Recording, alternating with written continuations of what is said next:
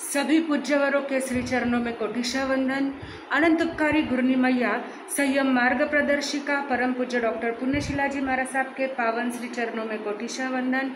धर्म सभा में उपस्थित धर्म प्रेमी भाइयों, करुणा मूर्ति माताओं एवं बहनों, हम कुछ दिनों से भगवान आदिनाथ के भवों के बारे में जान रहे हैं।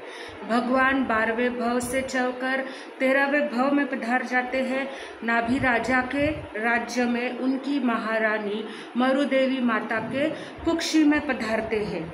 वहाँ पर जब भगवान का जीव आता है तो माता 14 स्वप्न देखती है और 14 स्वप्न का अर्थ आकर इंद्र समझाते हैं। उसके बाद अपने गर्भ को संभालते हुए प्रसन्न चित्त से रहते हुए जब माता मरुदेवी ने 9 महीने 8.5 दिन व्यतीत हो गए थे, तब चैत्र कृष्ण अष्टमी के दिन अर्धरात्रि के समय में उत्तराषाढ़ नक्षत्र में मरुदेवी माता ने सुखपूर्वक युगल को जन्म दिया। मरुदेवी माता ने 14 स्वप्न देखे थे, जिसमें प्रथम स्वप्न माता ने ऋषभ का देखा था और जब बालक का जन्म हुआ तो उनके छाती पर भी ऋषभ जैसा चिन्ह था, इसलिए बालक का नाम मरुदेवी माता ने ऋषभ रखा तथा पुत्री का नाम सुमंगला रखा। नाभि राजा इस अवसरपिनी काल के जम्बूद्वीप के अवसरपिनी काल के भरत क्षेत्र के अंतिम कुलकर थे। कुलकर यानी मानव समूह की व्यवस्था आदि करने में जो व्यक्ति समर्थ होता है उसे कुलकर कहते हैं, एवं इनके अंदर एक विशिष्ट बुद्धि संपन्नता होती है, इसलिए इन्हें कुलकर कहा जाता है। जब नाभि राजा अंतिम कुलकर थे, उनके पहले भी कुछ कुलकर हुए जिनका नाम है विमल वाहन, चक्षुष्मान, यशस्वी, अभिचंदन, प्रसेनजीत और मरुदेव। यह 6 कुलकर नाभि राजा के पूर्व में भी हो गए और नाभि राजा ये 7वें कुलकर थे। इन सभी कुलकरों का वाहन गजराज होता है। गजराज यानी हाथी होता है। कुलकरों की जितनी आयुष्य होती है, यानी जितना आयुष्य होता है उतना ही आयुष्य उनके गजराज का, हाथियों का भी होता है। यहाँ पर जब भगवान ऋषभदेव का जन्म हुआ तब तीसरे आरे के 84 लाख पूर्व 3 वर्ष 8 माह शेष थे। भगवान जब 1 वर्ष के हुए तो उनको सौधर्मेंद्र वंश की स्थापना करने के लिए उनके पास उपस्थित हुए। अब भगवान को मिलने जाना हो तो खाली हाथ कैसे जा सकते हैं? हम संसार में व्यवहार में किसी को भी मिलने जाते हैं तो कुछ न कुछ उपहार लेकर जाते हैं।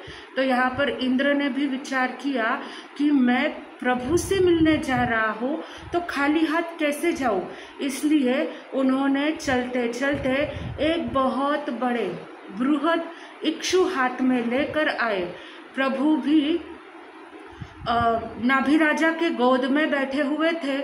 उन्होंने अपने अवधि ज्ञान से इंद्र के मनोभाव को जान लिया और जो इक्षु इंद्र लेकर आए थे उसे लेने के लिए अपने हाथों को इस प्रकार आगे किया कि लाओ वो इक्षु मुझे दे दो। इंद्र ने भी प्रभु का हाथ देखते ही मस्तक झुकाकर लाया हुआ इक्षु का दंड प्रभु के हाथ में रख दिया, उपहार में प्रदान कर दिया। और इसी प्रकार अब इंद्र ने प्रभु के वंश की स्थापना की। जैसे इक्षु भेंट में लाए थे तो इंद्र ने भगवान के वंश का नाम इक्ष्वाकु वंश रख दिया। अब यहाँ पर भगवान का जन्म हो गया, भगवान का नामकरण हो गया और इंद्र ने आकर भगवान के वंश की भी स्थापना कर दी है। अब आगे भगवान के जीवन में क्या क्या प्रसंग आएंगे, वो क्या क्या करेंगे, ये सब भाव अवसर होगा तब देखेंगे। आज के इस जीवन चरित्र, जीवन परिचय पर 3 सवाल आपके लिए। भगवान के जीव का जन्म कब हुआ? भगवान के जीव का जन्म कब हुआ? दूसरा प्रश्न है, भगवान का नाम ऋषभ क्यों रखा? भगवान के जीव का नाम ऋषभ क्यों रखा? और अंतिम सवाल है, भगवान के वंश का नाम क्या था और किसने रखा? भगवान के वंश का नाम क्या था और किसने रखा? यह आज के 3 सवाल गूगल फॉर्म में आपके पास आ जाएंगे। समय थोड़ा आगे पीछे हो सकता है क्योंकि अक्षय तृतीया नज़दीक आई है, फंक्शंस रहते हैं, तो आप थोड़ा सा 4 बजे के आगे समय का ध्यान रखें कि देख लेना, एक बार चेक कर ले कि वीडियो आया है या नहीं। वीडियो और प्रश्न की लिंक सभी आपको साथ में ही प्राप्त हो जाएगी। एक विशेष बात, अक्षय तृतीया के दिन भगवान के जीवन से लगता परिचय वाला जो वीडियो सेशन सीरीज हमारा चल रहा है उस दिन नहीं आएगा क्योंकि उस दिन काफ़ी व्यस्तता होती है, तो उसके अगले दिन समय पर आपको वीडियो प्राप्त हो जाएगा। आप इंतज़ार करिए, बने रहिए, चैनल को लाइक कीजिए, वीडियो को लाइक कीजिए और शेयर करना मत भूलें। बोले भगवान महावीर स्वामी की जय।